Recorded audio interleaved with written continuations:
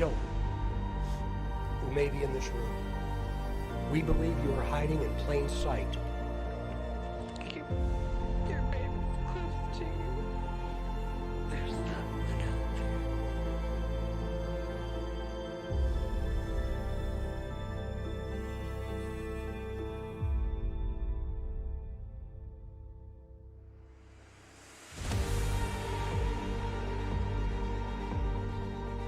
What's up, Mob Crew? I'm Chris, and today's missing person case is Don. Also, today's person of interest is Olivia. Today's missing person case is Courtney.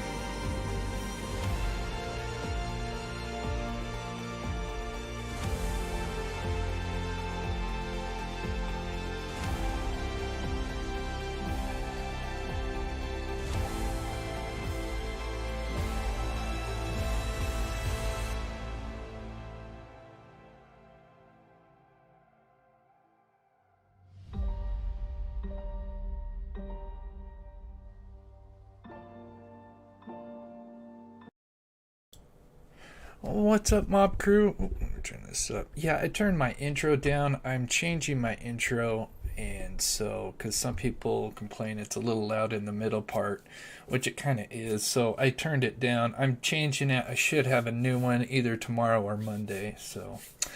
Anyways, thank you guys so much for tuning in. For those that are new to the channel, I am Chris with Monsters Under Our Bed. We cover murder, mystery to the paranormal.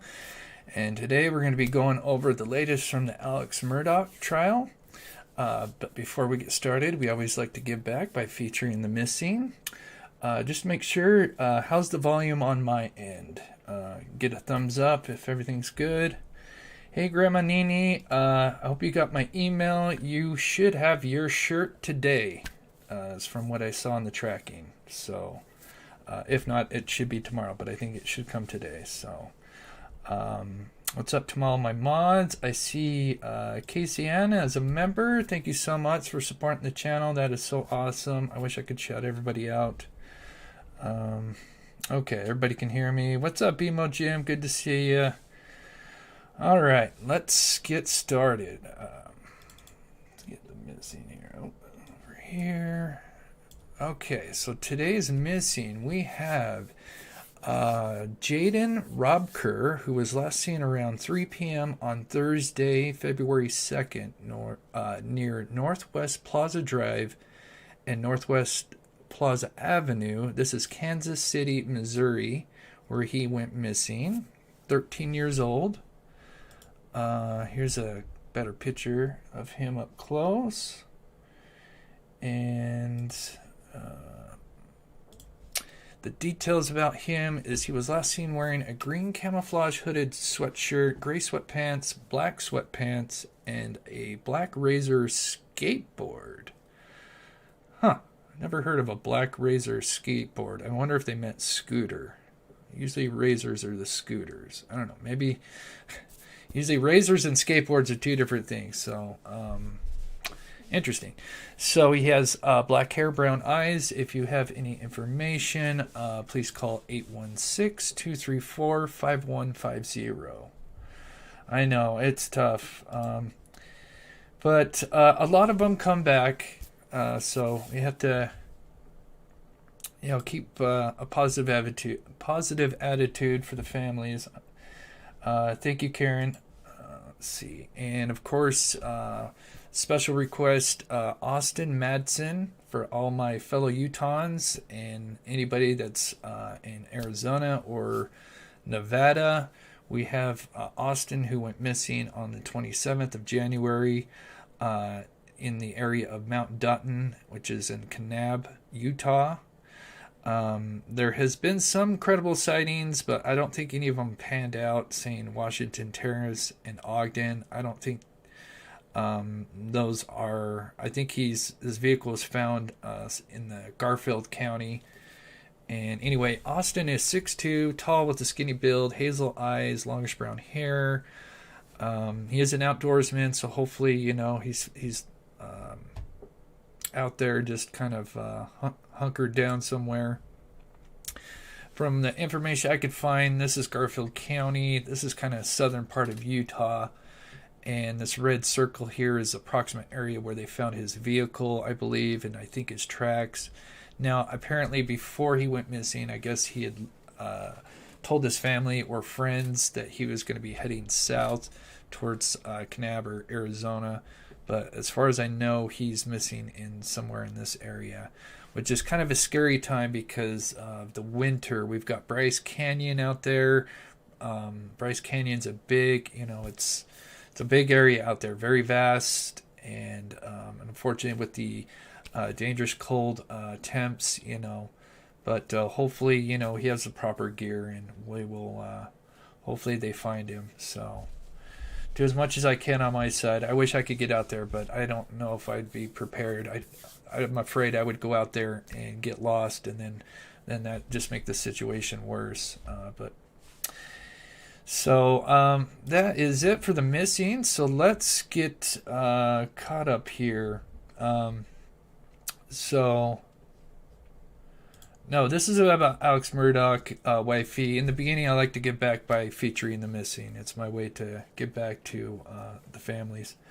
So we're going to start off with that video. I think a lot of you have seen it. It's where I got a hold of, I took all the data from the SUV, which kind of built the timeline of where Alex was that day. I'm going to start with that video. I know probably a lot of you have seen it. We'll start with that first, and then we'll kind of build onto that timeline, because there's also some things that I wanted to put in that video that I didn't really mention.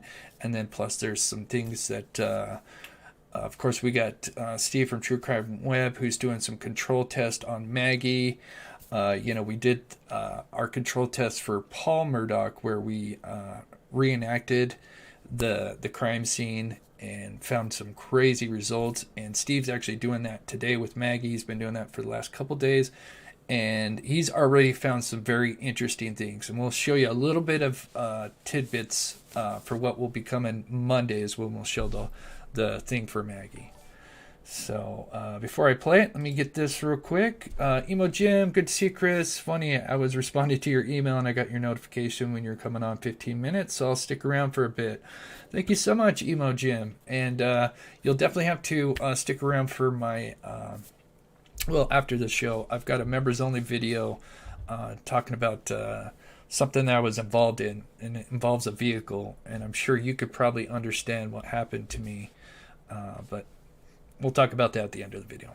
Okay, so let's get started here, and then of course we'll get caught up with the latest from today and everything. But we'll start out with the video I put out, because this kind of builds the timeline. What's up, Mob Crew? I'm Chris. Okay, let me get this out of the way real quick, and let me fast forward this a little bit. Okay. Murdaugh, after coming back from his mother's house, he had arrived home and first goes to his house to check to see if Paul and Maggie were there. Let's take a listen to his interview. When I got back to the house was obviously nobody was in there, so I figured they're still up here fooling around. Paul was gonna be getting set up to plant. Our sunflower seeds got sprayed and died, and he was refiguring to plant the sunflower seeds. So I came back up here and I drove up and saw and called. Now let's look at his OnStar records from his Suburban to see if that lines up. According to the records, he arrives at 10 p.m. and 36 seconds. And real quick, so most people have agreed with these times and everything.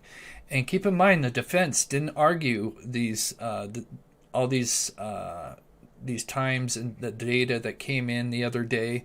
So they were fine with this coming in, because if you just look at it from not too closely, it does match up with what he says, in his little interrogation there. But then when you really look at it and study it towards the end, there's a huge, something's off. And of course, if you've already seen the video, you know what's going on. But we're going to break it down even more. So this is the OnStar/infotainment modules they took out. It basically records the data, and the only thing they can record is when the car is either put in drive or is in park or out of park. So obviously, if it's out of park, it's in drive or reverse. There's one or two. So that's how we kind of have these exact times here. And they do match up with the cell phone records, which I'm going to all put together eventually. And his vehicle is put into park for a bit. That could be Alex stopping to open the gate. Yes. He then drives for 12 seconds, parks, then drives immediately again for a total of 25 seconds. This could indicate what Alex said to be true, and he drives to the house. Now between 10:01 and 43 seconds, it is put into park, and there is an approximate 3-minute gap that would line up with Alex has said so far to the investigator. Alex would be in the house for 3 minutes, and then we would see activity from the Suburban, where it's put into drive at 10:04 and 49 seconds, where the vehicle is moving again for 1 minute and 16 seconds, which could mean he is driving over to the kennels to look for Paul and Maggie. Alex then puts the vehicle in park at 10:05 and 55 seconds. And according to Alex. So one of the things we also are going to do, and I'll probably do on my end because Steve's got his hands full, is the first thing is I'm going to drive for 1 minute and 6 seconds at different, at like 20 miles an hour, 25 miles. I'm sure I could just do the calculations and not even have to do it, but I would think depending on how they drive to their from the house, I mean, we can see some different ways that it looks like they may just drive. I doubt they probably drive, from the front gate. I'm assuming they either, it looks like there's some treads here, but this Google Earth picture is way old, so it's probably not the best thing to go off of. But I'm assuming they probably just drive one of these trails around, but I could be wrong. Alex, after checking the house, then driving over to the kennels, he gets out and discovers Paul and Maggie. So far, all of this is lining up, right? Well, there's one big problem. And I ran over to Maggie, and actually, I think I tried to turn Paul over first. I tried to turn him over, and I don't know, I figured it out. His cell phone popped out of his pocket. I started to try to do something with it, thinking maybe, but then I put it back down really quickly. Then I went to my wife, and I could see, but I tried to take their pulse on both of them. And, I called 911 pretty much right away. According to the records on the vehicle, he calls 911 at 10:06 and 14 seconds, and actually misdials, causing him to call again at 10:06 and 18 seconds. But there's one big problem. If he had just put the vehicle in park at 10:05 and 55 seconds, and calls 911 at 10:06 and 14 seconds, how was he able to check on Paul and Maggie, who are at least 35 feet away from each other, in less than 10 seconds?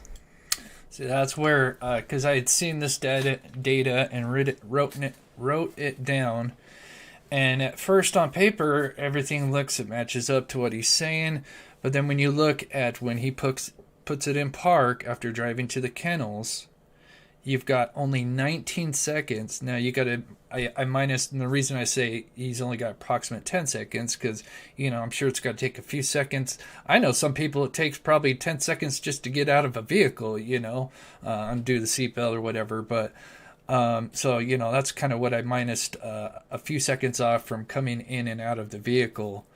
But with the bodies, and Steve did a little bit more on, because, you know, the scale that they have, their crime scene that's not to scale. Steve has been trying to rescale it to as close as he can.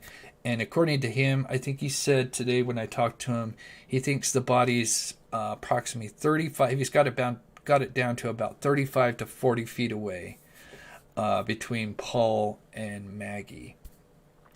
And so now, of course, if you go with what Alex said, and he goes to check on each of these bodies, I mean, that alone would take at least 20 seconds per body. I mean, if you're actually checking a pulse and you're supposed to be rolling your son over, then you're going to go check on Maggie. So clearly there's just no way he'd have the time to do that in less than 10 seconds. And that's something that I'm also going to do as well, as I'm going to have something 35 feet away, 2 objects, and I'm going to go and I'm going to try to do it as fast as I can and see how much time it would take me. But to me, that clearly shows that, in my opinion, from this data, that he didn't, because he, you know, in my opinion, he already knew that they were dead. So he did pretty much everything like he said, but he just, because he knew that they had been shot, he probably just sat in the car, put it in park, and then attempted to call 19 seconds later, in my opinion. This would not be consistent with Alex's timeline of events. Let me get these real quick before they disappear. Single Mama 4, thank you so much for being a member for 2 months. Mob Crew, love it. Thank you so much. And Emo Jim, where you at, buddy? I just missed you. Thank you so much for the $20. Yeah, it'll be interesting. Video I got tonight for the members. I'm sure you'll probably could break down what happened to me. So anyway, back to the video. Thank you so much, Emo. So I know some may try and poke a hole at this and say that Alex could have drove over to the kennels first, and during that 3-minute window between 10:01 and 10:04, he could have been checking on Paul and Maggie. 32. But there's one big problem with that. Phone records show that Alex Murdaugh tried calling his wife at 10:03 p.m. So if you had just discovered their bodies, why would you be trying to call them, then drive around for another minute and 16 seconds, then wait another 19 seconds before calling? And so one of the things I also forgot to put in here is he actually called Maggie's phone at 10:03, 10:04, and at 10:06. So clearly, for those that might think, well, he could have just drove to the kennels first, and this 3-minute time frame is him checking on the bodies. Clearly, why would he be calling Maggie 3 different times if he's discovered a body? And to me, I just, like I said, it pokes a hole. So Steve's in here. He says 32 plus or minus feet. Okay, 32. Okay. Thank you so much, Steve from True Crime Web. He's the one that's been doing the crazy reenactment and everything. Chat is moving slow. Okay. Let me fix that real quick. We got quite a few people in here. Let me see. Let me keep playing this and I'll change it. 911. Clearly this was a crazy discovery I found after looking at the OnStar records of Alex Suburban and the data they released, and going back and discovering that his story he told to investigators does not line up with the records. So I really hope you enjoyed today's short video. Let me know your thoughts in the... Yeah, so most people agreed with my video, and I just, it's something that I thought was interesting after kind of looking back at what he had told, is his, his story, and taking a little bit closer look with this data clearly pokes holes in what he's saying. But what I'm going to do is I'm going to eventually have because we have so much records. We have the phone records from Alex. We got phone records from Paul, Maggie. And so far from what I've seen, and we'll kind of look and kind of mesh them together today. But eventually I'm just going to do a whole timeline where I've got all that data just all in chronological order, but that's it's gonna take a bit to put together. So Emo Jim says they are taking the live data from the OBD2 system. Interesting. Yeah, because they had the OnStar and infotainment modules that they entered into evidence. And I did see some people tell me that they were getting the data for something else. So Emo Jim, he's a mechanic. I trust his word. So that does make sense. I kind of understand what the OBD system, that is basically the computer brain of the, if I'm right, Emo, basically the computer of the car. So that's interesting. Thank you so much, Emo, for sharing that. Interesting. Yes, I did see the trial. I always try to watch it, and just to show you that I watched the trial, this is one page of notes from today. And these were the times, because this is towards the end. Oh yeah. Yeah, I got 3 pages of notes just from today. If you guys can see it. So I was taking heavy notes because a lot of it had to do with that one guy where he was, it was the cell phone guy, just basically showing where they were kind of pinging at, which is just kind of a rough area, not an exact location, but okay, so now let's kind of just take a look at these overall timeline first. So let's see, not that one. Let's see, this is the one I want. And we'll keep this one up here. And let me grab. Oh, where are you at? Oh, I just put you together. Okay, let's put this one up first. And we'll leave it here. So let's just kind of look at the entire day.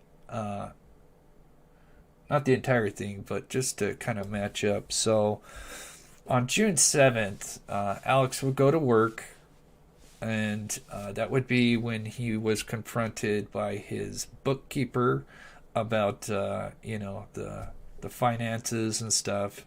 And this was kind of the motive. Of course, now the jury's been hearing this for the last few days about him stealing money from his company and other people.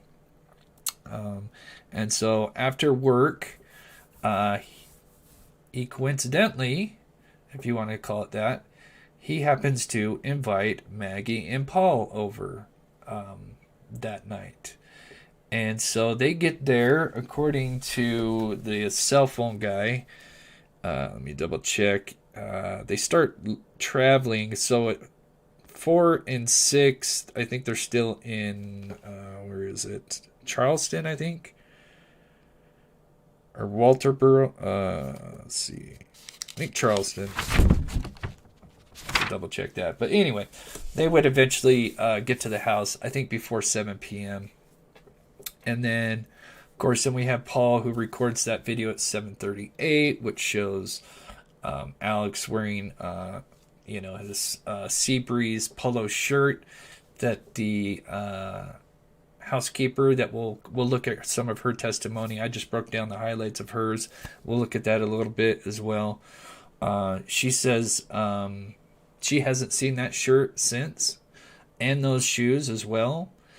Then we have the video that was recorded at 8:44, which has Paul and Maggie, and then we hear a third voice, which even today was played again for the housekeeper. So I think that's like the 4th or 5th person to confirm that is Alex's voice heard as the third person, which is quite devastating because that is literally, according to the prosecution, as approximately 4 minutes before the shootings happened. So, and according to Alex, he was taking a nap. So, but clearly he was at the kennels with them.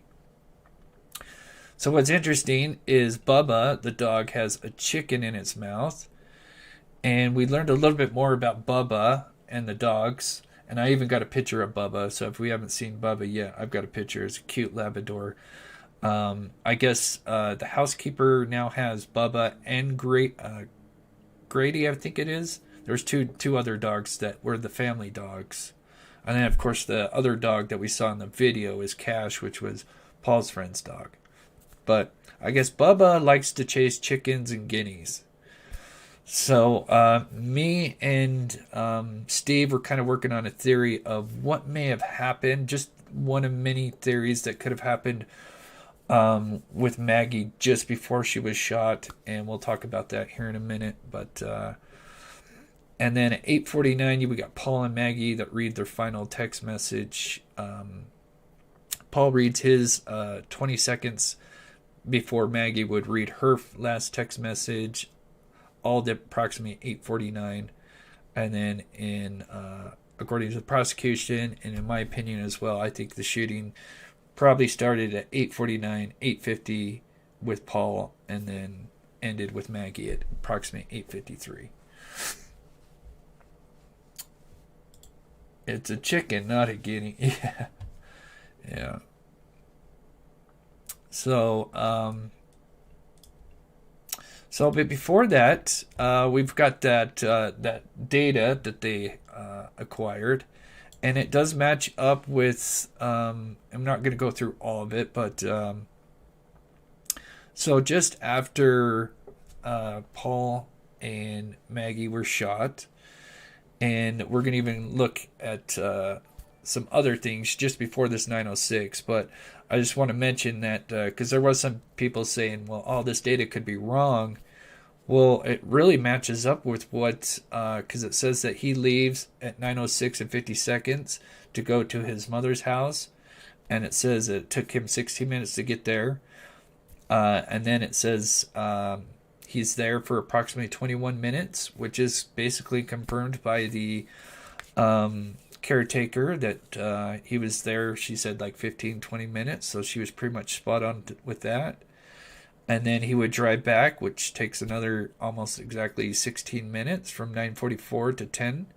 So he gets home at 10, and then of course that would go into the video that I just played you where assuming he already knows what happens, he's going to pretend to drive up to the house, look for him for a minute, and then drive to the kennels, and then shortly later call 911.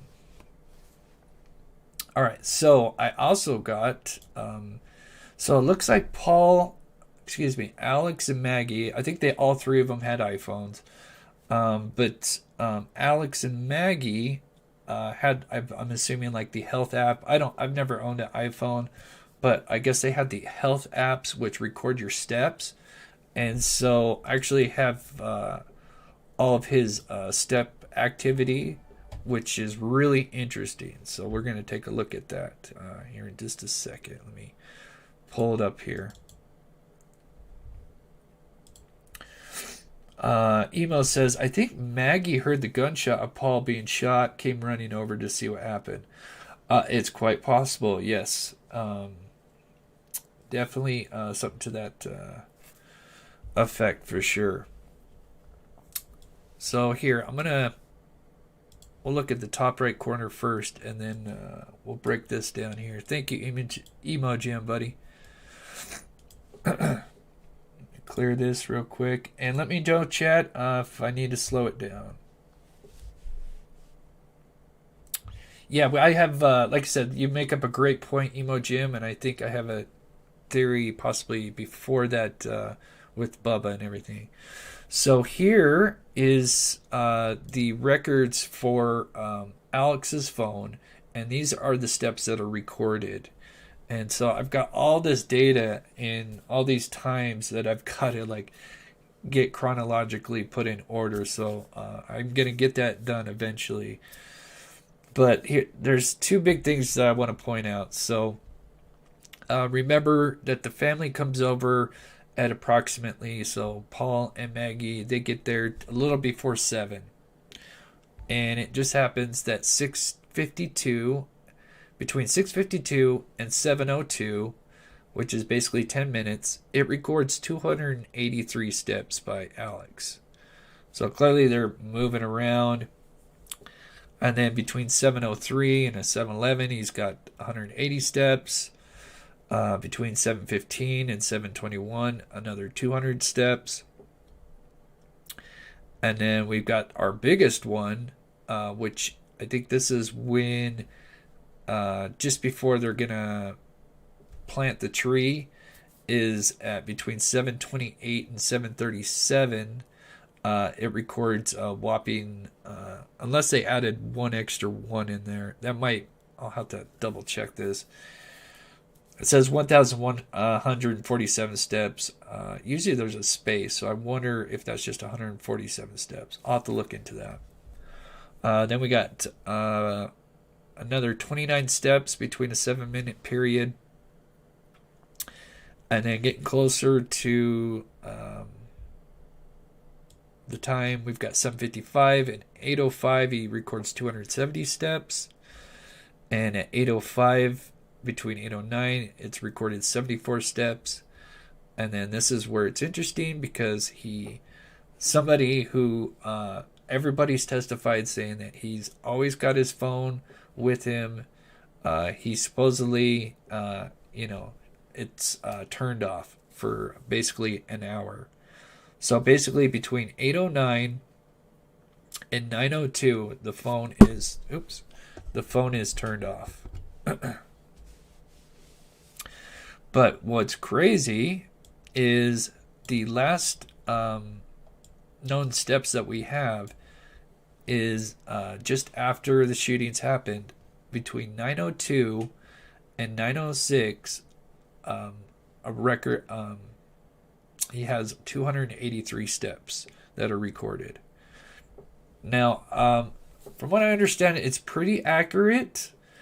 Cammy says, I don't trust those steps at all. So I was doing a little bit of research. Now, you never know. We don't know how exactly accurate this is. I'm sure there's, some things that could cause steps to be recorded.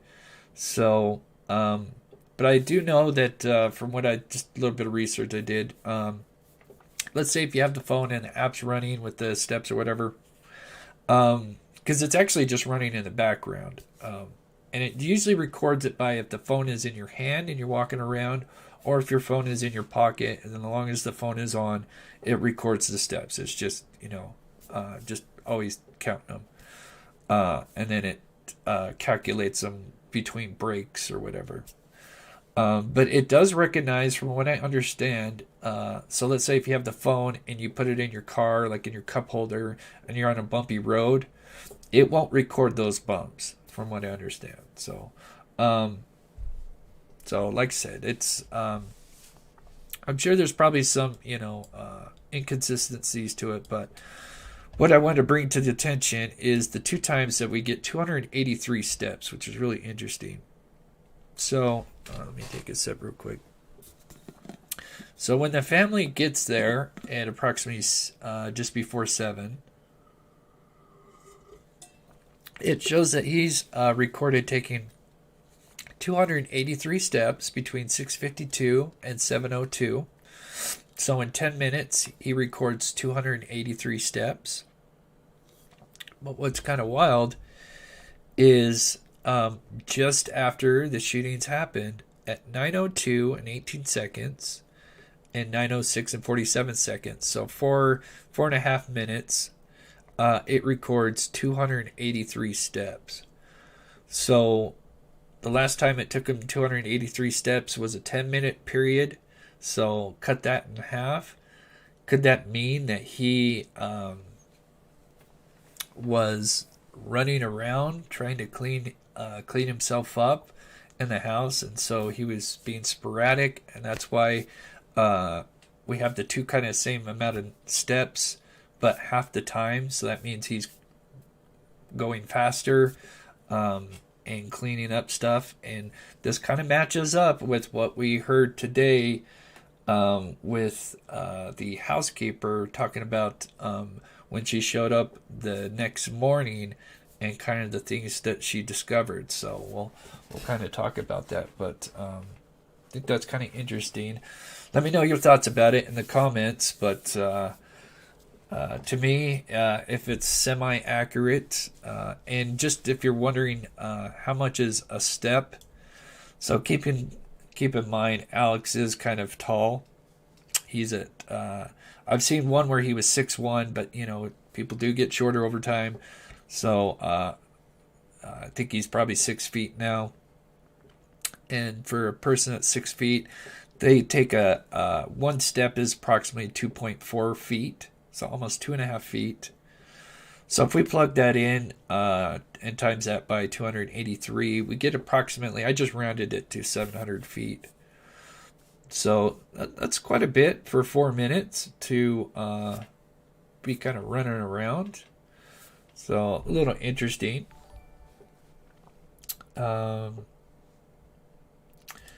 Great observations, Chris. Oh, thank you. I'm just taking the data that was given to me. As you can see, I got his vehicle data here. I've got his step data here. I've got the cell phone records.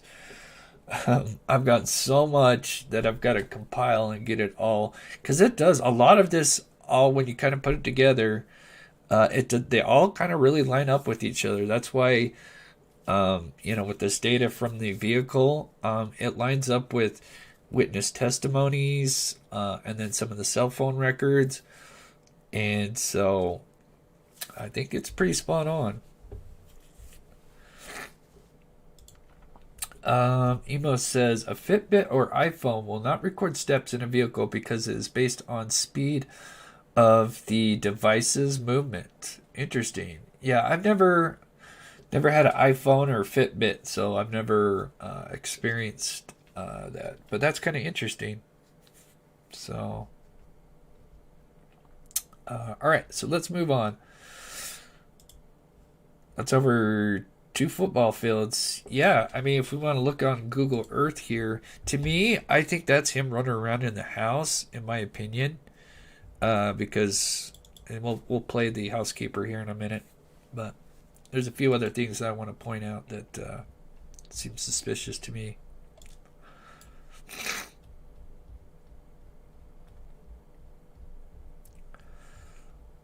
All right. Let's shift over here real quick. So just to get an idea of what 700 feet is.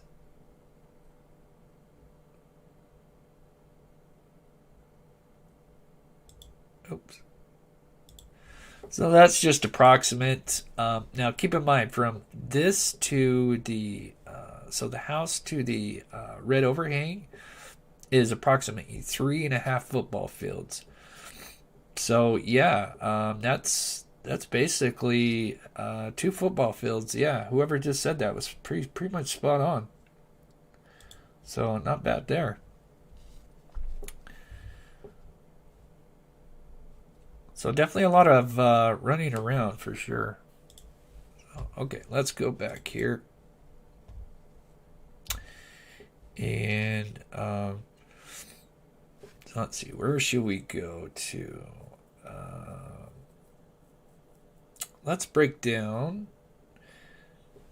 Let's see. Okay, make sure everything's good. Find it real quick. I got so much info. Let's kind of go over some of the things that are missing real quick, and we'll get to the updates here in just a bit. So what we're missing is Paul's 300 Blackout that was replaced in 2018. Now this gun, according to Alex, and we also heard in the testimony today, that he would either keep it on his person, in his vehicle, on one of the golf carts that they have, which we do see in one of the pictures I'll show you guys. And they also would keep it in the hangar, which just coincidentally is right next to the kennels. So he'd usually keep that Blackout close to him. Then we're missing a shotgun. We're not sure which one. First I thought it was Paul's, but I think they have Paul's shotgun. So, but there is a 12 gauge shotgun that's from what I understand is missing. And then we have, according to the housekeeper, is this Sea Breeze polo shirt. She has not seen this shirt since. And we'll look at her testimony here in a bit. And then these brown shoes, she said that he always has, he's kind of like his house shoes. I'm not sure if it's the same one as the boat shoes. No, those are different. The boat shoes are different. But these ones are missing as well. Now, I don't know if the khakis are missing because she did find a pair of khakis and she did wash those. But I'm sure he probably owns a bunch of khakis. So, you know, if he owned like 10 pairs of khakis and say one goes missing, she may not have noticed. But I don't know. You know, housekeeper probably knows more about their clothing than they do. So I could be wrong on that.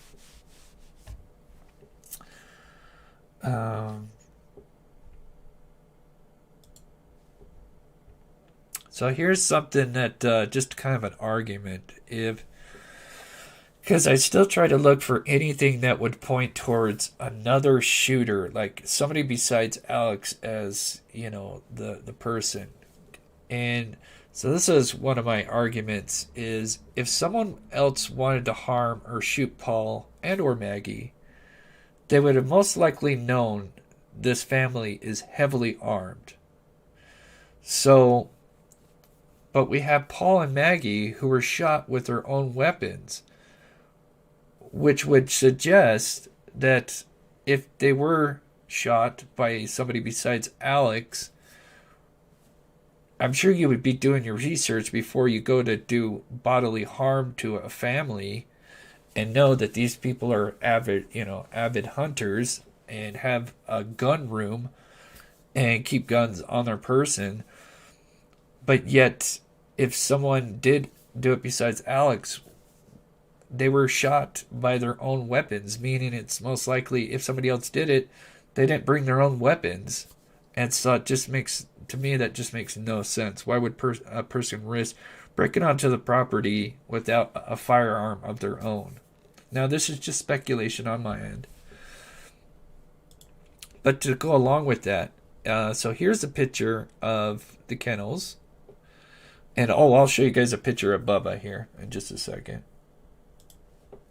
But also at the same time, it is getting night, of course. It's kind of getting dark. Because it is June, so I'm not sure when the sun set. I'd have to look at that, because if the shooting happened at 8:49, I'll have to look see what time. I'm assuming the sunset was getting pretty close, but also not on top of. So why would you risk attacking Paul, Maggie, and or Alex in an area that's near the dog kennels, where they would most likely alert right away? And as we can see, the dog kennels. The kennels are just right here. They're open. I mean, they could clearly see out, anybody walking along, and I'm sure they would alert immediately. And in that video that was taken of Cash, and we hear them talking about Bubba, clearly everything seems fine at 8:45, 8:44. So to me, it just doesn't sound plausible that somebody else would take that plan of attack, especially be bold enough to sneak in with probably no firearm and then take their own firearms and use them against them. It just, I don't know, it doesn't make sense to me. But that, like I said, it's all my opinion. So one of the things I was thinking is out of Paul and Maggie, I would think Paul would probably be, especially if it's Alex, you would go for the bigger threat first, because Paul's the one that has the guns that probably are close to him. And so you would think you'd want to take the bigger threat out first. And so you would shoot Paul. And in that video, we hear Bubba, who's kind of... Let me pull up Bubba here. Where's Bubba? There he is. Bubba, here's Bubba. He likes chickens and guineas. He likes chasing chickens. So I was talking with Steve at True Crime Web. I wonder if he had gotten out and started kind of running off, because we did hear that from another friend of Paul's today at the very end, that he does not only chase chickens, but he goes running off and stuff. So I wonder if Maggie got forced to go chase after Bubba, and then that leaves Paul vulnerable in the feed room, and he's basically, got Paul basically in I can't use that word, but he's basically got him trapped in that feed room. And here's your perfect opportunity. You've got Maggie, who's now kind of walked away or running to chase Bubba, and now's your opportunity to attack. And so then you would shoot Paul twice. And we did do a reenactment. If you're new to the channel, after the live show, definitely go check out the reenactment of Paul. We did discover some amazing results. I should say Steve did. And then, of course, so after shooting Paul, then, then, of course, that alerts to Maggie. And then maybe she could be coming over and coming to see what's going on. So, like I said, we did do the reenactment for Paul. Here's some screenshots. Maybe I'll play the video here in a bit one more time. But Steve is doing the reenactment for Maggie. And I'm not going to play the video because I still have to edit it. But I'll play this video here. Let me move this. So this is Steve. For those that don't know, this is Steve from True Crime Web. Let me post his thing. I'm going to play it. So he's got a 300 blackout rifle. Now what's interesting is where the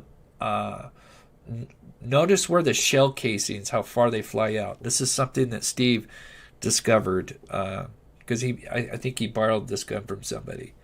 So I'm going to go ahead and play this real quick and type something in.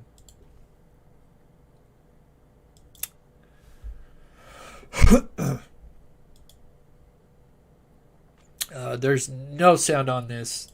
It's recorded from a drone.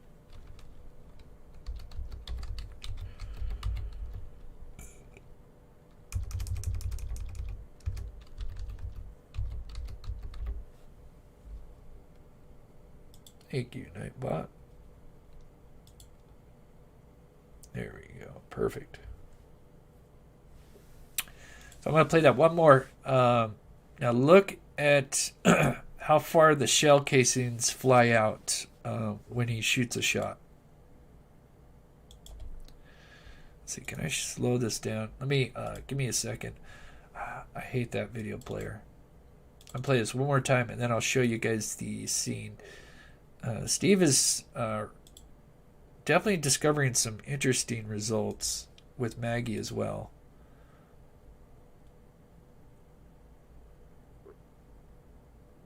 Let's see. Let me go one more slower real quick.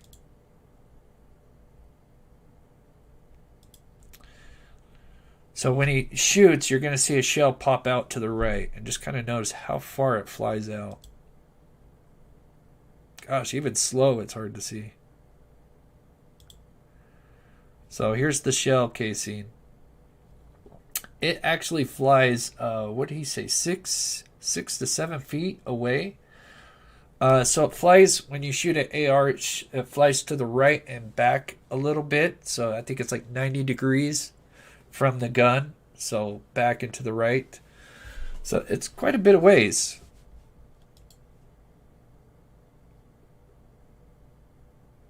We'll show you why that's kind of interesting.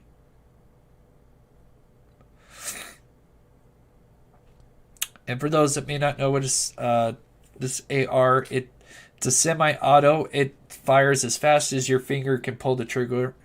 It's not an automatic, so it doesn't mean you hold it down, but as fast as your finger can pull it, the trigger, it fires.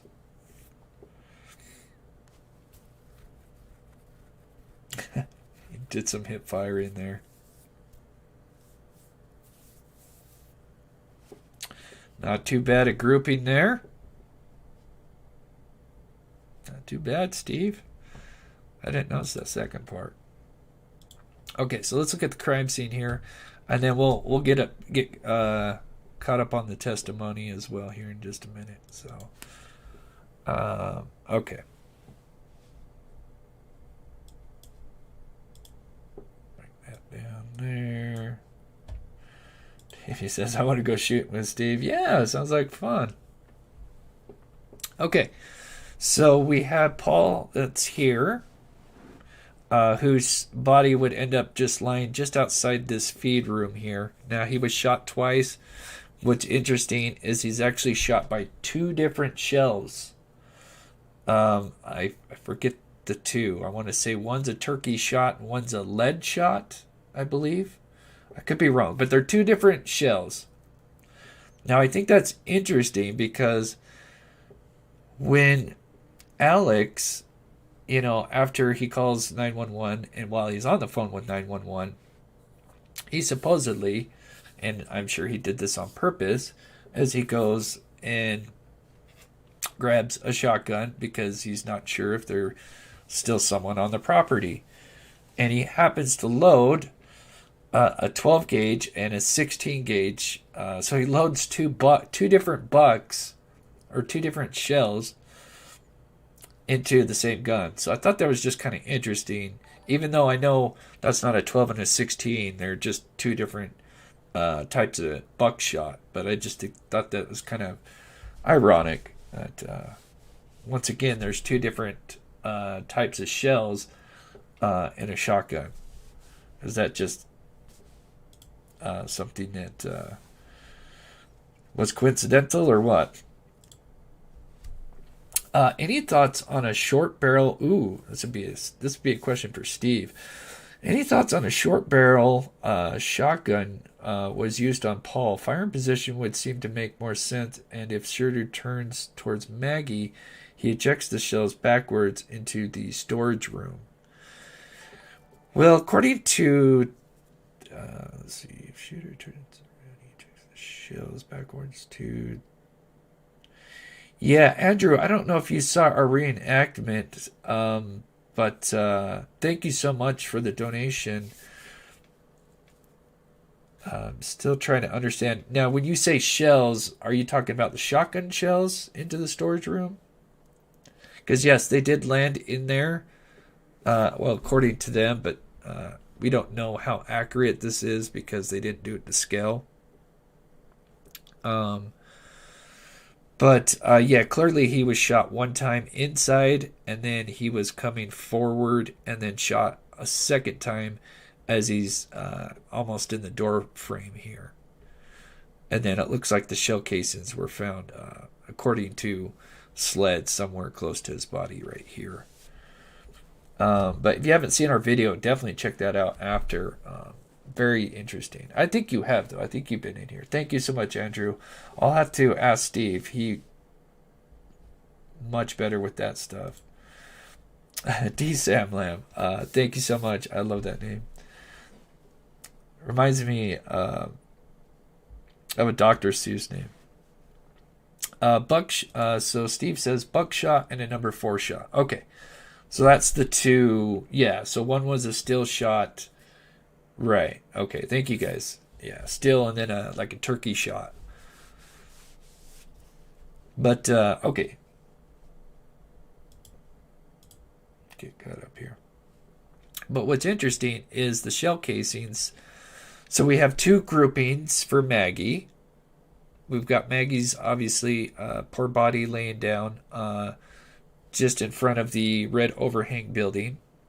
There's like a doghouse that's right about here. We have three groups of shell casings. So with how they eject out would mean that he's standing, originally I thought he would just be kind of come around the corner, but it looks like he's a little bit more further out. But Steve's going to break this down even better than I am probably doing right now. But he fires at least 3 shots from the front. And then he fires another 3 shots at close range. And one would, she'd get shot, I think, twice in the head. But it's interesting how far those shell casings got ejected. So he would be positioned, I'm assuming, kind of out here somewhere. So a little interesting.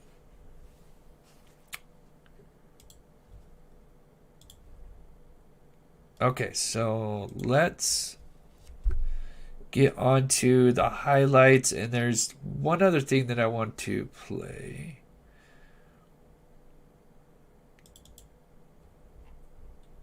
Oh, that's a bad photo. So here, just if you're kind of wondering, so Maggie would be found approximately right here. So it could mean the shooter, so they're saying like the shell casings were kind of found in this area maybe. So it looks like he walked out maybe to this far area here. Maggie could have been somewhere over here, walking forward, or maybe running away. Steve's still trying to kind of figure that out.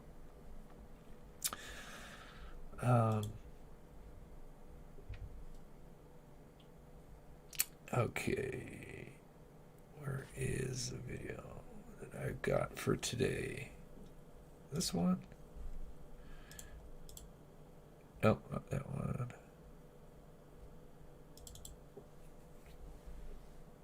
No, it's not that one. There it is. Okay.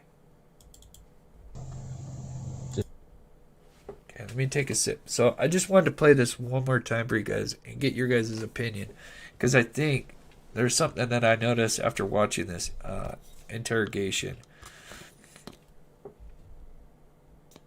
Just start at the top, take your time. Like when I came back here, I mean, I pulled up and I could see him, and you know, I knew something was bad. I ran out. I knew it was really bad. My boy over there, I could see it was. I'm sorry. And I could see his brain on. Thank you, Paulo, so much. That's so awesome.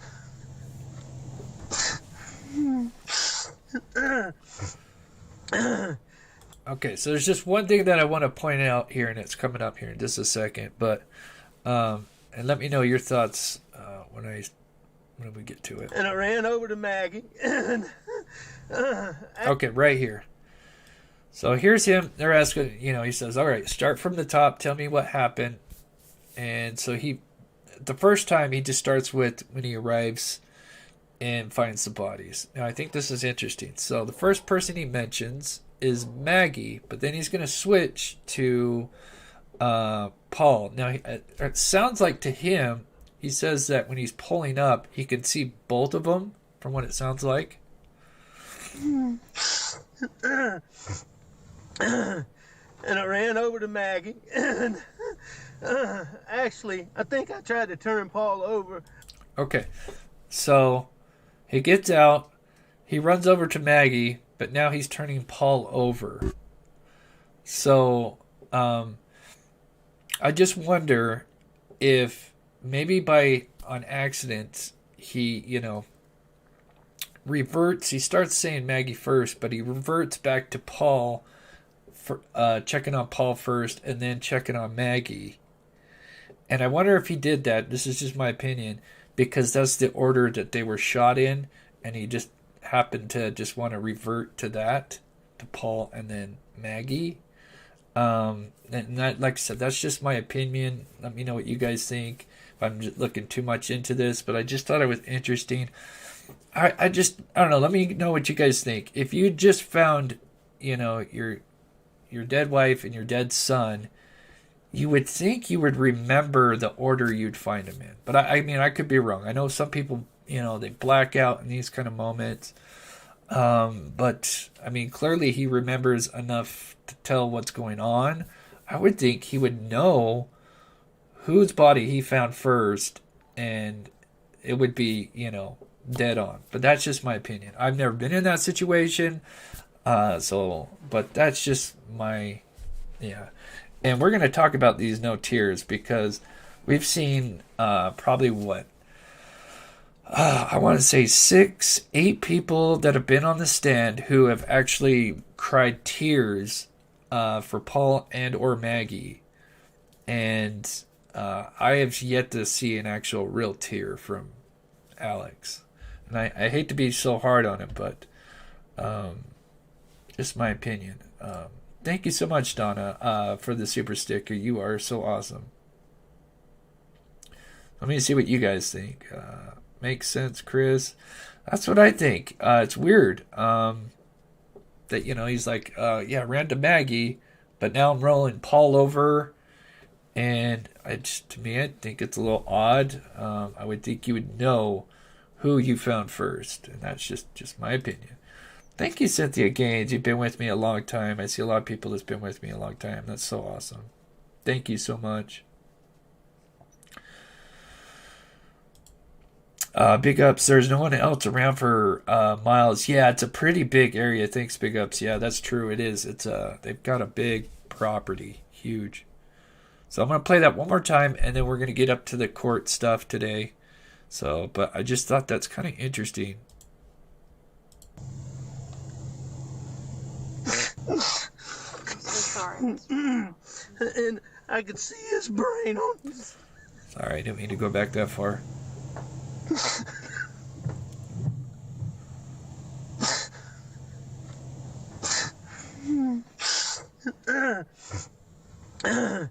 And I ran over to Maggie, and actually, I think I tried to turn Paul over first. I tried to turn him over, and I don't know, I figured it out. His cell phone popped out of his pocket. I started to try to... And so from what I understand, Paul was wearing shorts. So unless he had his phone in his hand when he was shot, which it's quite possible. But I think he would have dropped it. So that phone would have been back in the feed room. And as a matter of fact, his phone was at 2%, so he might have put it in his pocket because it was starting to die. But that's just speculation. But it looks like he was wearing, cargo shorts. And in my opinion, phones just don't flip out,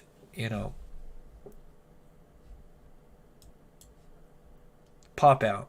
His cell phone popped out of his pocket. I started to try to do something with it, thinking maybe, but then I put it...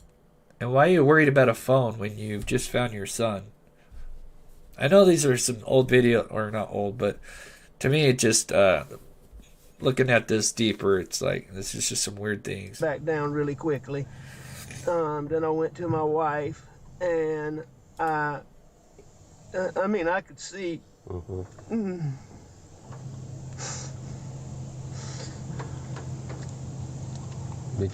Okay, so let's get on to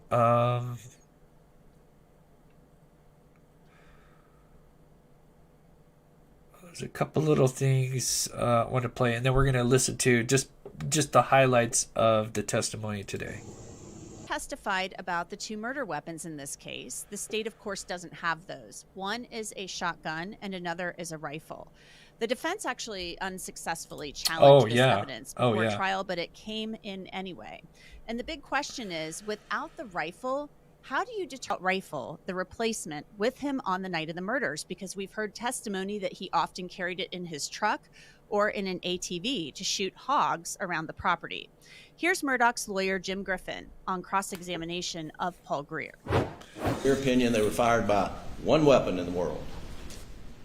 It's my opinion that those had all been cycled through the same firearm at one point in time. Yes, sir. But not fired by the same firearm? No, sir. That's not what my conclusions say. As far as being fired by that firearm or by the same gun, those results are inconclusive. Okay, the reason why I pulled this clip up, this is a little bit more than I wanted to play, but is it just, I mean, of all the coincidences, the shell casings that are used to shoot Maggie and Paul are the same ones that they find all around, the property. I mean, it just, there's a lot. So that means that the markings on the breech. But we do still have the 2 guns that are ironically missing, and one is Paul's new or replaced 300 Blackout. Okay, there's one more thing. A fingerprint that you can use in a criminal case. Take a listen. Do you recall examining some other shotguns or rifles in this case? Yes, ma'am. That would be a 300 Blackout rifle, a Mossberg shotgun, a Browning shotgun, and another Benelli shotgun. Yeah. That's correct. Did you find any fingerprints on any of those guns? Nothing that I could identify. Again, the result of no value for comparison was a result that I... Okay, so I just pulled that up for just a quick bit because he thought it was kind of... I thought that was kind of odd that they didn't find any fingerprints at all. It's like things were wiped down. Like I said, I think those 283 steps could be something, and it's going to kind of play into this final part with the housekeeper and what she discovered. So we're going to go ahead and get to her now. Okay, so this is the housekeeper. I tried to get to the highlights. I might have to skip forward because there's quite a bit. I might want to play the whole thing. But this is Blanca Simpson. She would usually... So her basic routine was is she would get there kind of... I'm not sure exactly what time, but kind of early in the morning. Usually, I think maybe just before Alex gets out of bed, according to her, because that day Alex was still in bed. And then she just kind of does some chores, house cleaning. I don't know if she does breakfast or anything, but that particular day on June 7th, she makes some kind of dinner hamburger or something. And then, so it seems like by like 2 or about around 2 o'clock, I think she leaves or something like that. The next morning when I was getting ready to go out there. The next morning? Yes, sir. Okay. How did you hear? Alex called me. And what did he tell you? He didn't call, he called you the next morning? He called me early the next morning. Okay. And what did he say to you? He sounded shaky on the phone. You could tell he was, his voice sounded really shaky. And he said, B, they're gone. They're gone. And my initial thought was, did she go back to Edison? That thought didn't cross my mind that he meant that they were dead at that time. You just didn't comprehend No, what was sir, going on? I did not. Okay. So he told me again, he said, no, B, they're dead. And at that point, I don't remember because I believe... Walking in the house, what were your observations? Right. It was hard because I know she wasn't going to be coming back. And I didn't want to move her stuff. That's real emotion. This, like I said, this is at least like the 6th, 7th, 8th person that has like broke down and cried, for either Paul and or Maggie. And,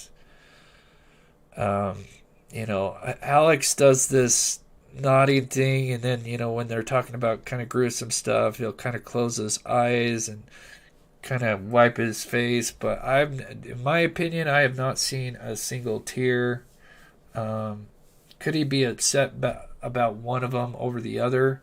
We're definitely going to learn something about, doesn't sound like they had too many issues, as far as like, him and his wife, it sounds like they got along pretty well, but she was finding out that his financial situation was bad, and, she kind of brings this up here.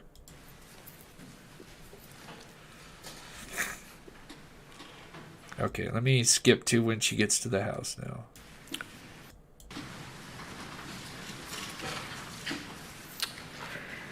when I got inside, I didn't turn on any lights. I didn't. Okay, so she's just arriving. So, little context to this. This is June 8th, so this is literally the next day after the shootings. Now, Alex, I think it's Alex that called her, told her, hey, you know, can you go to the house and clean up? But what's interesting is he told her, you know, that SLED agents were going to be out there, so kind of make your way around them or something. And people thought that was kind of interesting that he told her to kind of like avoid these SLED agents who were at the kennels. Because remember, keep in mind, SLED agents, they're thinking this is still just an outside, you know, case. It's not, you know, they're not looking at Alex. They're thinking this is, you know, retaliation or something. So they're not really focused on the house, unfortunately. And so now she's going to go and kind of clean up unintentionally, but she is going to discover some very odd things that I think line up with this 283 steps that he takes just after the shootings the night before, where he's probably scrambling to clean up. And anyway, I'm going to go ahead and play it now. Do anything. I walked through the front door and I went in the kitchen. And I was kind of, when I looked in the kitchen, I kind of just stopped in my tracks and I looked at the stove, and I was kind of, I don't know what the word is. When I looked and I noticed the stove, that there was no pots on the stove, it was kind of unusual, because usually when they ate dinner the night before, the pots usually stayed on the stove.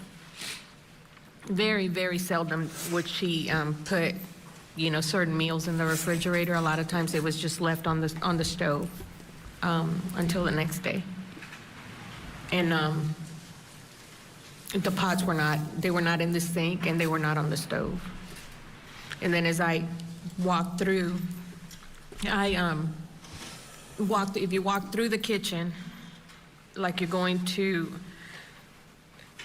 from the kitchen, if you walk through the kitchen, if you go to the left, there's two freezer and a refrigerator, and the laundry room sat right there to the left. There's a back door to the back porch, and then there's the laundry room door. They're both right there.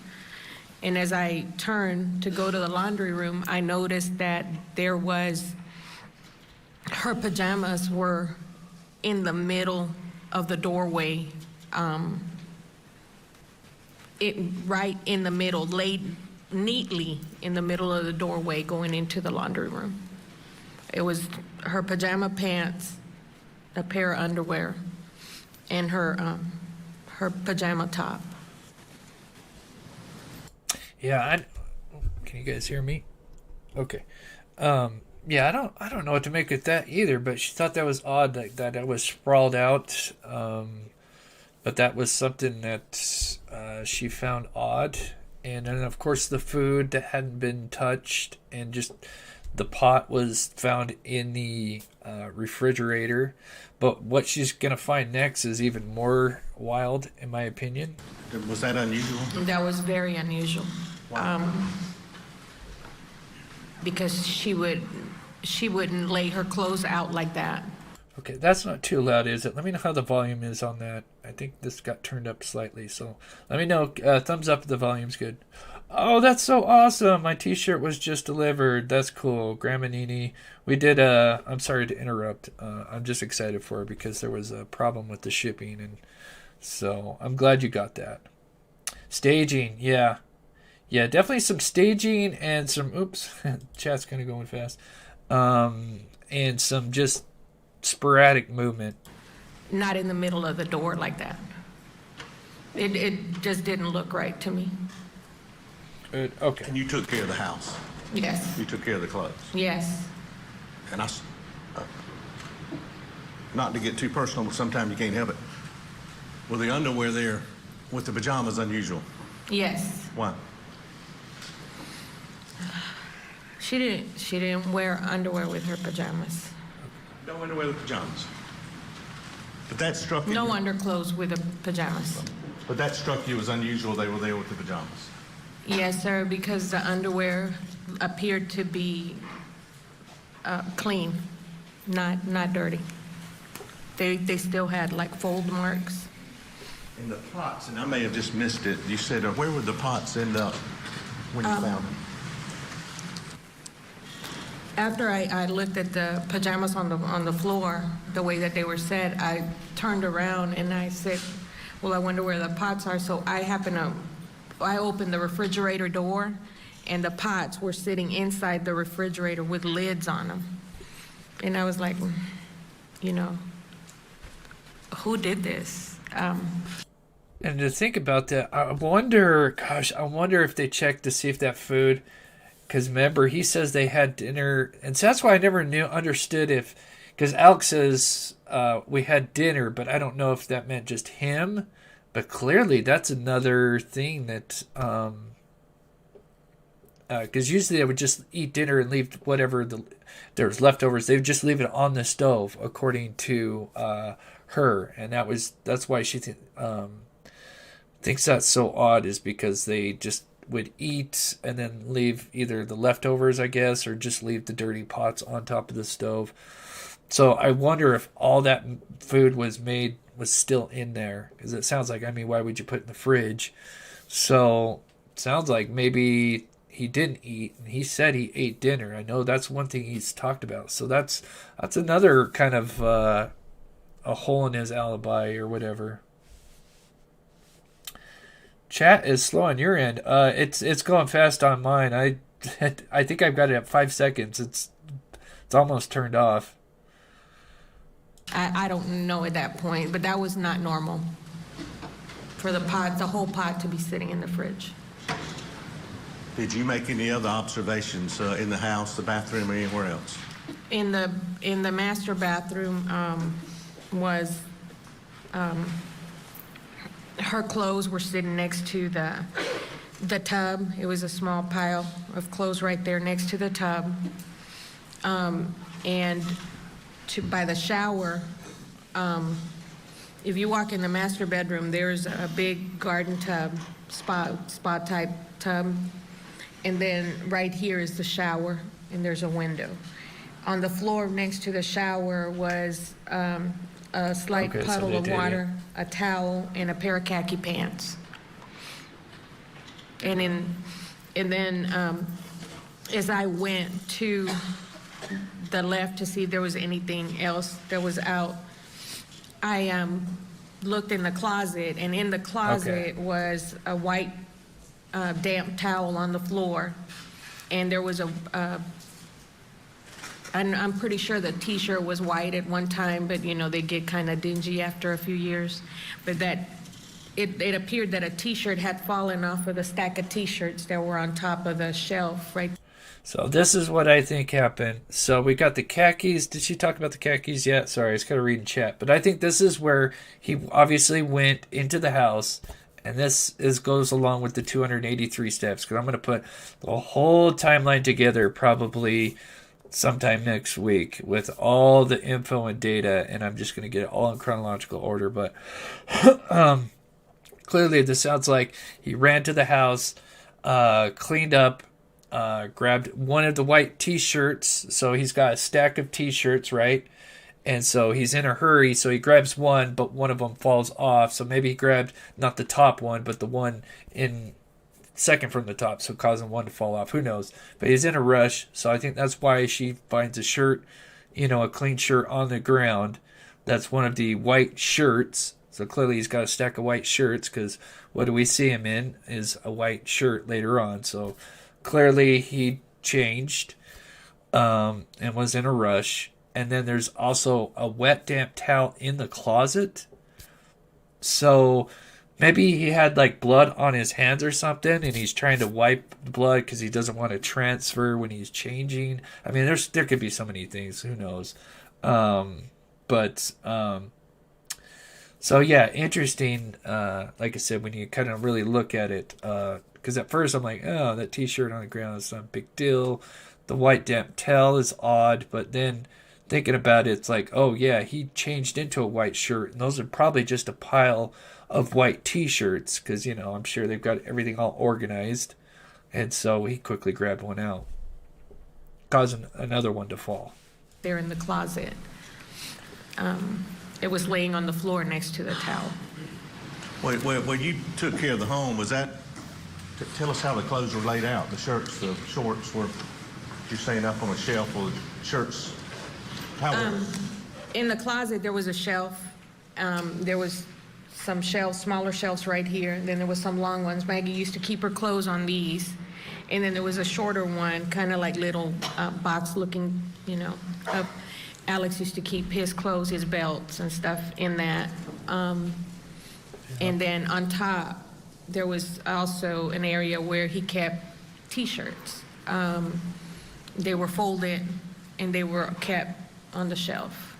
When you say T-shirts, I know what a T-shirt is, but I mean, were they T-shirts like I'm wearing right now? Or said there was a damp towel. Where was that? In the closet, on the floor. Okay. And I know what damp means, but when you touched it, did it feel? It was damp. Okay. What did you do? Oh. Took it to the laundry room. And you said there were some pants there. Yeah, so there's a pair of khakis by the shower. And what'd you do with those? Took them to the laundry room. Oh my gosh. Did you wash them? Yes, sir. That's genius, Casey. And yes, because remember that's, oh my gosh. That's genius, Casey. Yes, to get a quick dry, you put a damp towel in with a dryer sheet. Oh my gosh, that's genius. And yes, his white shirt, even after, you know, he's been wearing it at least for 4 to 5 hours since the shootings happened. The sled doesn't get there until, like, you know, they're interviewing him at 1 o'clock in the morning. I'm assuming they would eventually take the shirt because then it gets tested on, I'm pretty sure, June 8th at some point at the lab. So, but she remembers when she opens the bag, it smelled like fresh laundry detergent. And then and that's the second person to say that the second sled agent to say that he smelled like fresh laundry. So, yeah, I clearly, when they said that, it's like, yeah, he was clearly, after the shooting, was scrambling, do some wash and whatever. So, that's awesome. Yeah, to get the wrinkles out and stuff like that, it's totally possible for sure. But yeah, definitely. Sounds pretty good. Have you cleaned them? Yes, sir. Okay. Where were these pants kept in State 7? The left dresser and the third drawer, third or fourth drawer. You know they weren't in the ones where he had one drawer with shorts that he would usually wear on the weekends. You know, the dressier ones. Those were kept in the drawer underneath that specific drawer. So you know what drawers these were in? Yes. Yes. Of course she does. She's the housekeeper. That's her job. All right, I'm going to skip it forward just a little bit here. We got the sirens going.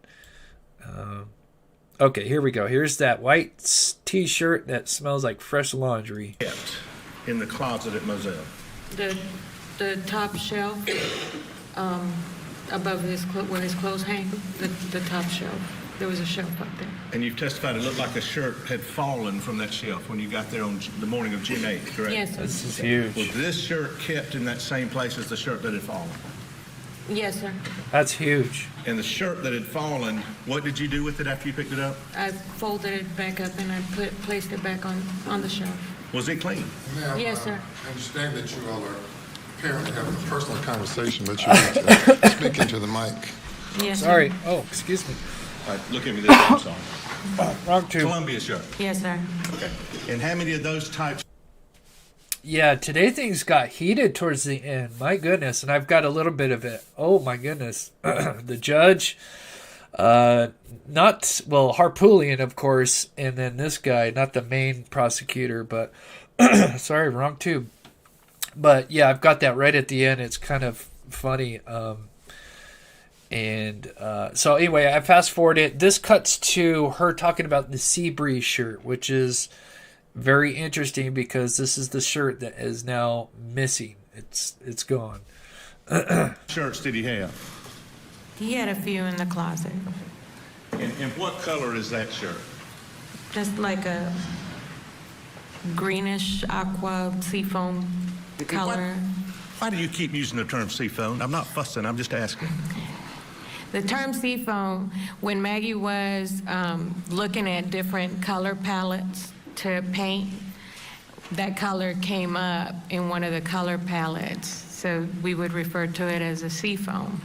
But that's the term that was used for that color in one of the color palettes that she had. After June 7th of 2021, did you ever see that shirt again? No, sir. There was like a pink one, a white one, a baby blue in the closet. I do not remember that shirt being in there. Yeah, so clearly, as she says, housekeepers know all things. So yeah, of course, if anybody would know, she knows that one shirt, which, let's say, Alex was the one, and with Steve's testing, with both victims having stippling, and we've gone over that many times, that is when the firearm is close to the victim, which means basically the victim and the shooter are close to each other, and they're both going to get, blowback from gunshot residue. The victim's going to get stippling from the firearm being close, and the victim and, of course, the shooter are going to get what's called high velocity blowback, which is these, high, little red dots from, basically getting shot, shooting a victim close range, and then shooting back at you, the, human material and, of course, blood. So, of course, and with how many shots he fired, especially at close range, that shirt would have a lot of blood and human material on it and gunshot residue. So the pants maybe a little bit, but I'm sure the shirt is going to be the thing that's covered the most. So makes sense why that's missing. And on June 8th of 2021, in the morning hours when you came back over there, was that shirt there? No, sir. Were these shoes that you called house slippers, were those there? No, sir. Did you ever see those house shoes again? No, sir. And I think she's talking about the brown shoes that he was seen wearing in that video. There's definitely a pair of shoes that are missing. Then, of course, he's seen wearing the white T-shirt, the green shorts, and I think they call them the boat shoes in this, which is the yellow tennis shoes. I could be wrong, but of course that is what he changed it into. And where did he usually keep them? In the closet.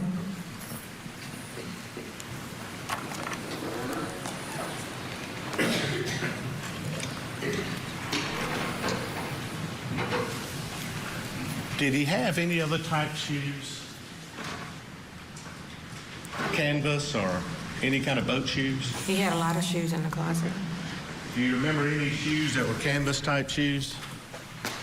The boat shoes, like the Sperry. Sperry shoes? Yes, sir. And do you remember those? Yes, sir. They used to sit in the closet. They used to sit in the closet. Okay. After June 7th of 2021, did you ever see the Sperry boat shoes again? No, sir. I do not recall seeing them in the Oh, okay. So, all right. The Sperry is the brown shoes. Okay. closet. Never ever? No, sir. Chickens and... Okay, then she's going to talk about. So we're almost done. There's 4 minutes left. She's going to talk about Bubba and how it likes to chase chickens, and then at the end is just a little highlight of the funny moment where the judge gets mad because yeah, I'll just play it. When Bubba was running. Actually, let me get this real quick so I don't miss it. Mrs. Stewie, love the mob crew, love Chris, love. Thank you so much, Mrs. Stewie. Wow, 9 months. That's so awesome. Thank you so much. And just thank you to everyone being here and spending some time with me. We'll recap everything. If you came in late, we'll give you a couple of little sneak peeks at what's going to be coming Monday. We got another big show Monday, just like last Monday, where we showed what happened to Paul and the reenactment. We've got the reenactment of Maggie coming this Monday. Steve has been working so hard and discovering, just like we discovered with Paul, he's discovered some very interesting things with Maggie. Steve is just brilliant.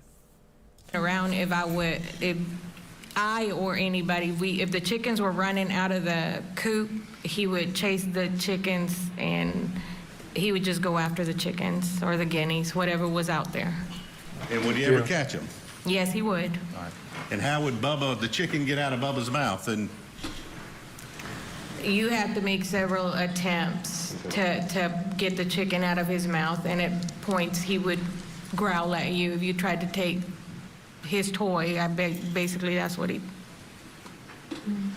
in your experience in being there, was it easier for a family member or somebody Bubba knew to get the chicken out? If he's stubborn. I'm stubborn, Bubba.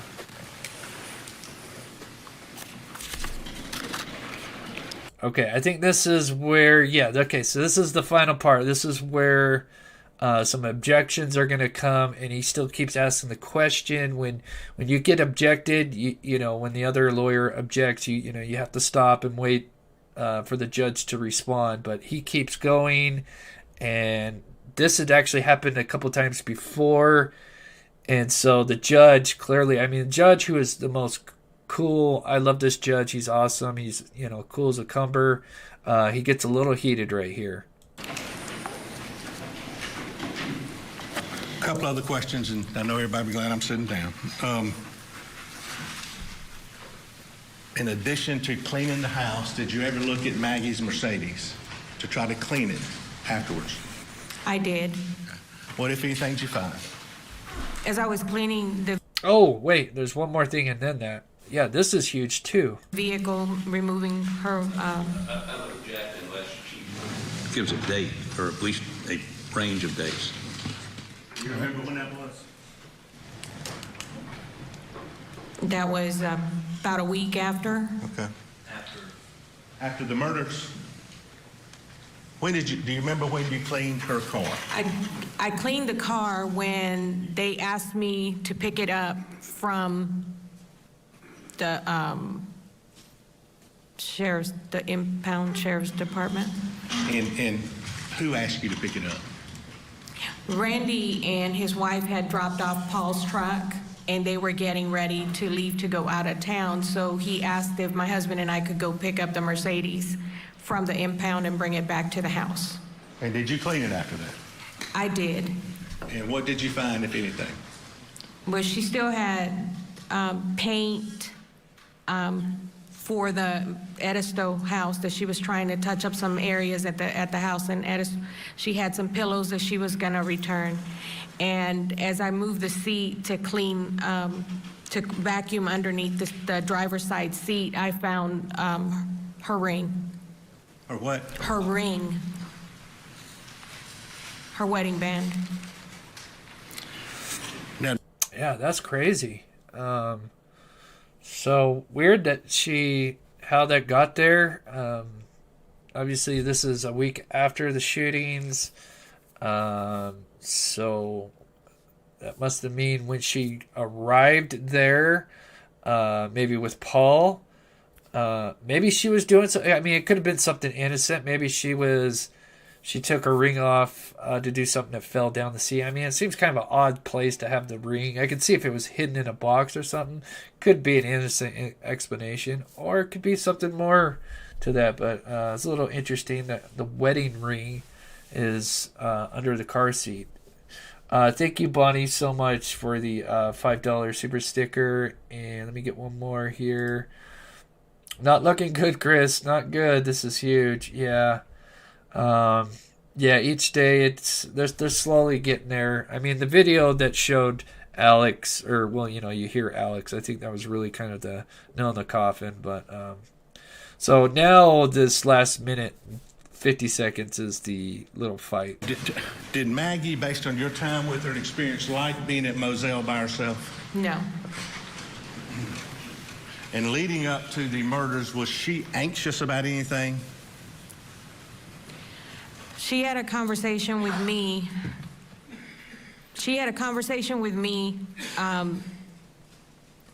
A few months prior. I walked in the house and Maggie said, "Hey, Blanc," she said, "I got to talk to you. I got something to tell you." And so she said, "Let me make some coffee."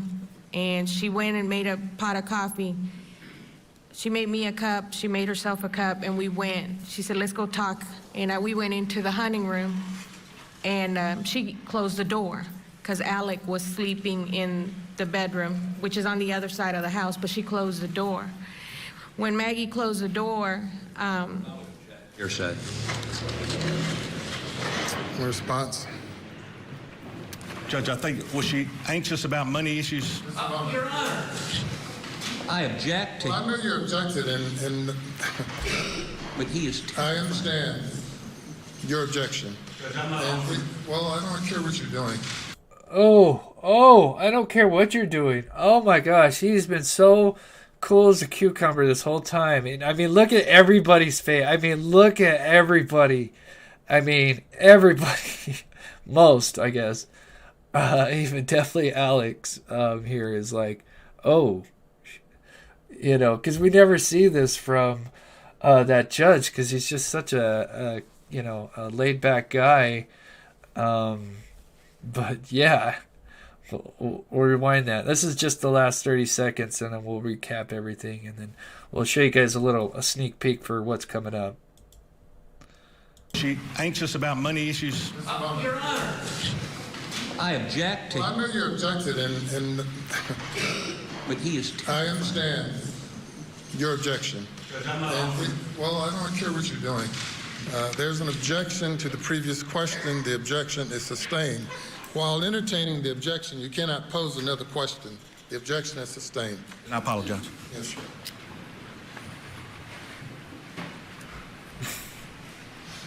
Make your statement. He's still standing. Your Honor, I hesitate, but this is a matter that needs to be put on the record. All right, ladies and gentlemen, we'll have you go to the jury room. Please not discuss the case.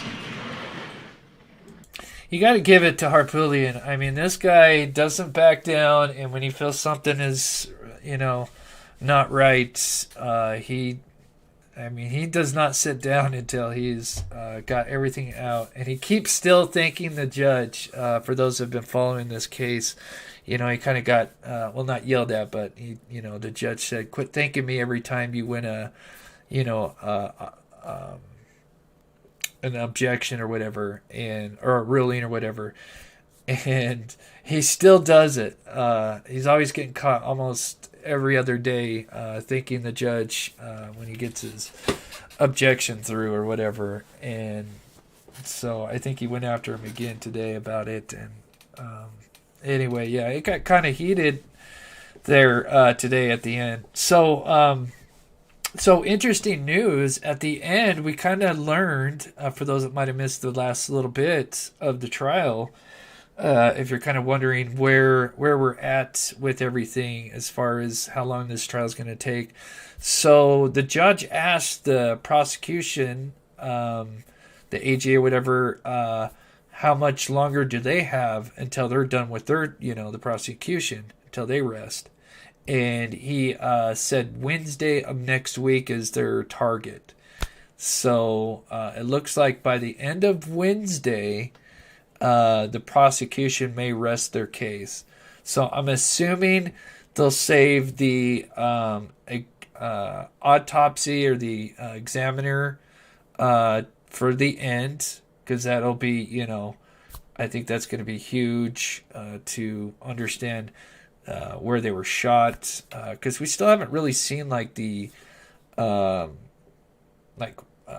all of Maggie's injuries.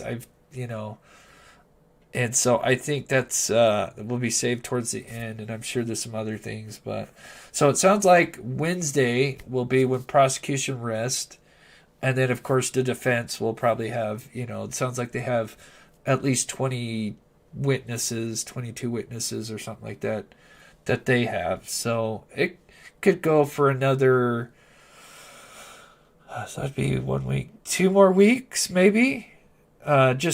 Just wild guess. I'm assuming it'd be, the defense will only go about half as long as the prosecution at best. So I would definitely say we're probably a little past halfway, maybe. The Snooper, thank you so much for becoming a member and supporting the channel. Metal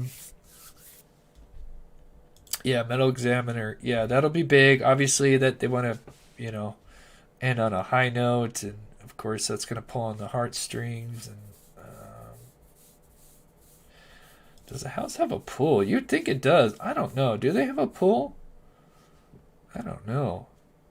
They have a beach house. I'm assuming that's probably, but that's for, Maggie. That's where she liked to stay. She didn't really like to stay at that house. That's one thing. Like I said, it was interesting that Alex invited them over on a day that, he just found out all this, found out his company is basically, figured, his bookkeeper came to him and said, hey, we've got a lot of stuff that's not adding up. And so, doesn't look good. So let's recap everything real quick. Let's see, what should we do here?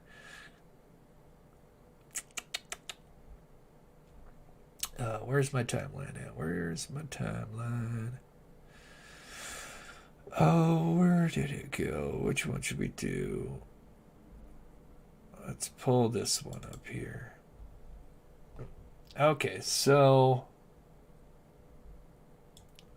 we have our little timeline here. We've got, Alex's alibi where, he's outside with the family at 7:30 because they get there a little bit before 7.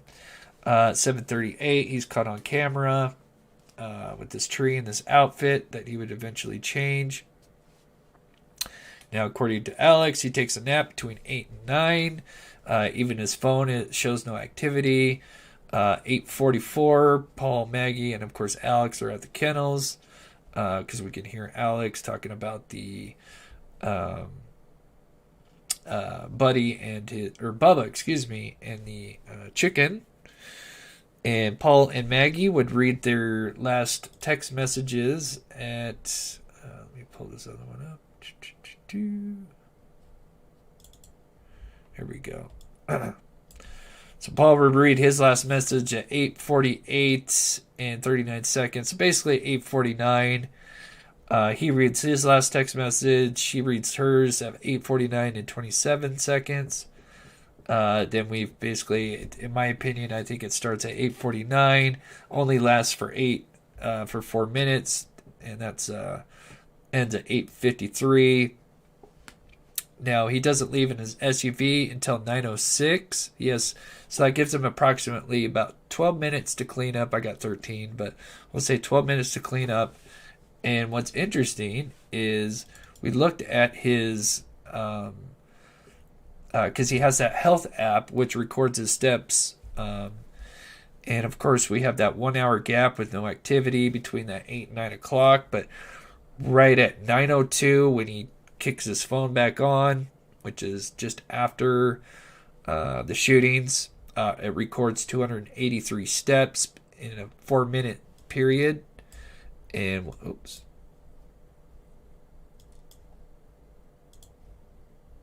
And what's interesting is the last time he takes 283 steps was earlier that day, but it took him 10 minutes to cover 283 steps. So here, in just 4.5 minutes, he covers the same amount of steps, but half the time. So to me, that's him in the house, in my opinion, scrambling around, cleaning and changing and whatnot. And get caught up on chat there. And then let me move this. So then at 9:06, he leaves in his SUV. And so at 9:06, he leaves at his SUV. Okay. Now we've got his OnStar module here. Or his OBD, as Emo Jim was telling us. So that boots up. So he leaves. He drives to his mother's, which keep in mind that for him to drive over to his mother's.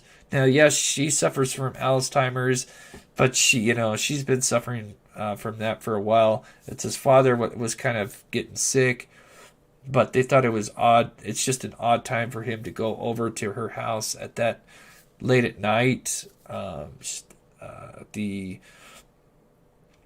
guess housekeeper or nanny said that's just an odd time that he would be coming over. She did see him with a tarp. She thought it was a tarp, but those blue raincoats, they're so big, those blue ponchos. I mean, if you wrapped it up, you wouldn't know the difference because they look the same. So, but she says it looks like he has his tarp kind of wrapped up. And so he's at his mother's between 9:22 and 9:43. And so he's at his mother's house for 21 minutes. And then he leaves at 9:44. Takes him 16 minutes. He gets back at 10 o'clock and 36 seconds. And then let me pull up the other one real quick. And so he gets home at at 10 o'clock. He drives for 41 seconds and then stops and then drives again for another 25 seconds. So I think to me that's him approaching the house. So now we're at 10:01 and 43 seconds. He puts it in park. It's in park, and so there's no movement from the car for approximately 3 minutes. To me, that's him trying to, go with what he told the officers later that night, and that's him searching the house, looking for Maggie and Paul. They're not there. He even calls Maggie a couple times at 10:03, 10:04, and at 10:06. But backing up, after that 3-minute window at 10:04 and 49 seconds, he drives for 1 minute and 6 seconds, which to me is him driving to the kennels. He then parks the vehicle at 10:05 and 55 seconds. And so far, everything lines up with what he told investigators. But then the big problem is at 10:06 and 14 seconds, he attempts to call 911. And between those two times is a 19-second window. And in that time, he supposedly checks on two bodies, checking their pulse. He attempts to roll Paul over, looks at his phone for a second for whatever reason. And those two bodies are approximately 32 feet away. And then he'd supposedly be able to do that in less than 10 seconds. And to me, that's impossible. So that's where I think this data with the system that they've recovered is huge, because it just puts a huge hole in his his timeline according to the prosecutors. So, and I did a video on that. I think most of you have seen it. If you haven't, check it out. I will play the video for, if you guys haven't seen, for Paul once, and then we'll show you give you an idea of what's coming up for Monday.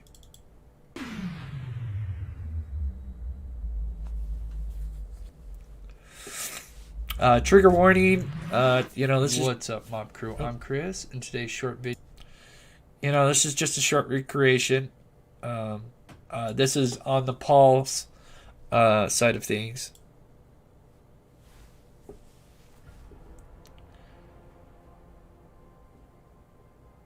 So Paul would be kind of deep in the kennels, feed room.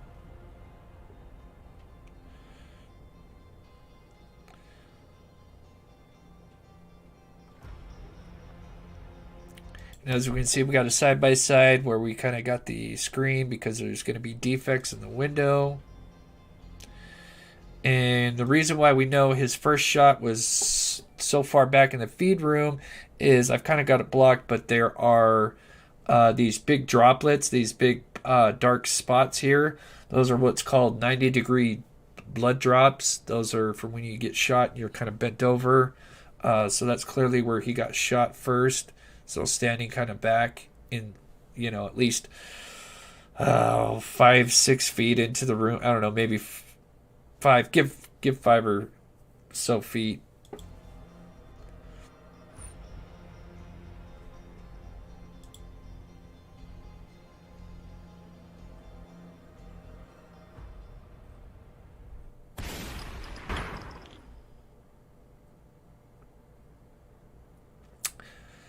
So Paul would get hit once in the chest and kind of arm area.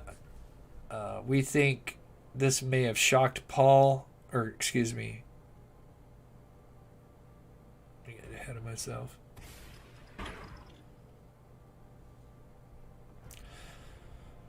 So Steve was able to recreate those defects that were in the window behind him. But the angle of the shot is, really weird. Of course, we can see the stippling. Speed it up here. So then after the first shot, I think we think that Paul came forward. That kind of shocked Paul, or that shocked Alex, and it's possible Alex could have tripped on the threshold. Some kind of altercation happened. But for whatever reason, either he shot from his knees or on his back. Because you would not want to hold the shotgun standing up and shoot it from that angle. I've heard some people try to say that was he trying to recreate what looked like somebody committing self-inflicting, and it's not a bad theory, except he's already been shot once, so I guess it kind of blows that theory out. But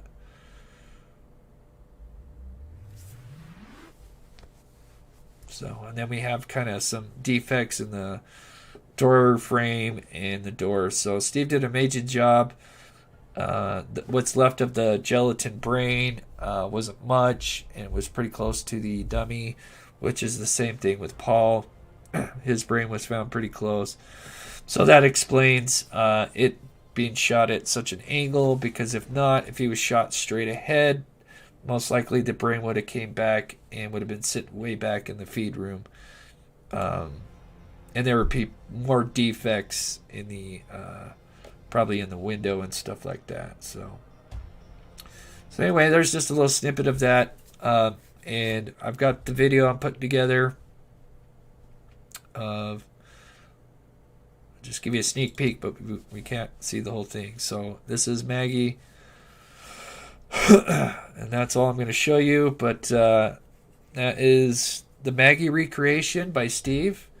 He's still doing some more things, so there's still some more videos. But so that will be this coming Monday, the recreation for that, and then so we'll have that. That's going to be a big video.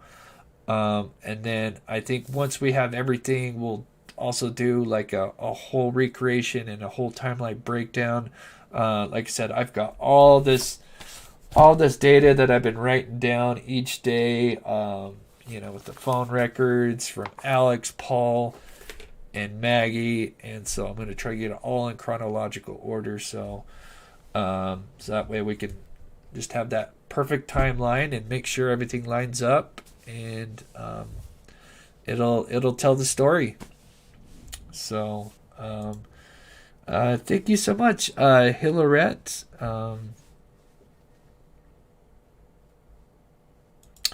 If Alex shot from the floor, he'd be a real mess. Yeah. Yeah, he definitely had to have changed for sure. Yeah, and see that's the thing is I was chatting with somebody in one of my comments because they still can't get behind Alex doing this, but honestly,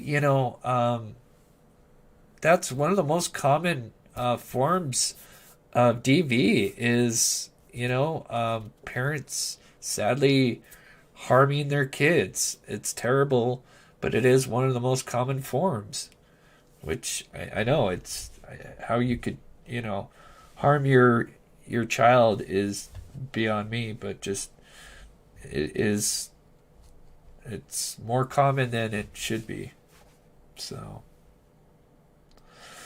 with that, guys, I think let's see. Oh wow, we almost got 2 hours. Well, a little longer than I anticipated. You guys are so awesome. Thank you to all who donated. I've got my for those of you new members, I've got my members video coming out today. It'll probably be out in a couple hours, so look forward to that. And I may go live tomorrow. Of course, Sunday we've got Super Bowl, so we won't be doing that. And then next week, of course, Monday we've got Steve's. Gonna be a big show. And then Saturday or Sunday we're gonna have a mod appreciation. So excited for that. And thinking anything else. So that's all I can think of right now. So I hope you guys enjoyed tonight's show. Thank you so much. If you could, please hit that like button before you go. It really helps, because the algorithm's been really funky lately. And let's look at one more picture of Bubba. I don't know if I showed the other picture of Bubba. There's Bubba. So there's Bubba. Such a cute little guy. But he's doing good. They've got Bubba and Grady, I think is his name. The housekeeper does. So she seems... Ooh, UFC. I haven't watched UFC in a long time, but I'm a huge fan of UFC, and I wish I had time. So, thank you, Ella. Thank you, guys. You guys are amazing. I will... Oh, the new pet outro I should have done by Monday. I kind of been busy, so... Foosball Sunday. Yeah. Alright, guys. I'm going to go ahead and play the outro. I love you guys, and we'll see you guys maybe tomorrow, if not Monday.